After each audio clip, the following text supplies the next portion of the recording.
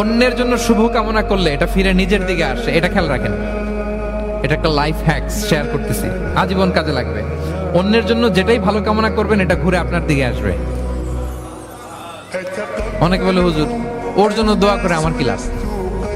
নিজের জন্য আল্লাহ আমারে মাফ করে দাও, আল্লাহ আমারে সমৃদ্ধি দাও, আল্লাহ আমার বেতন বাড়াও, আল্লাহ আমার ব্যবসায় বরকত দাও, আল্লাহ আমার ছেলেরা হাফেজ বানাও, আল্লাহ আমার বউ, আল্লাহ আমার মেয়ে, আল্লাহ আমার আমার আমার সব আমার ভালো আপনি চাচ্ছেন নিজের জন্য, অন্যদের জন্যও চান। আল্লাহ আমার সব ভাইদেরকে মাফ করো, আল্লাহ আল্লাহ আমার গোটা মুসলিম উম্মাকে তুমি বরকত দাও, কল্যাণ দাও, নেতৃত্বে আসার তৌফিক দাও, আল্লাহ সবাইকে সুস্বাস্থ্য দাও। এটা ফিরে আপনার দিকে আসবে।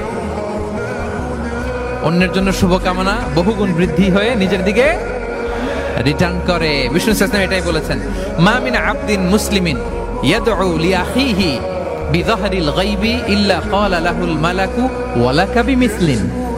কেউ যদি তার ভাইয়ের অনুপস্থিতি তার ভাইয়ের জন্য দোয়া করে, ফেরেশতারা ওই দোয়াটা তার জন্য আগে আগে করে।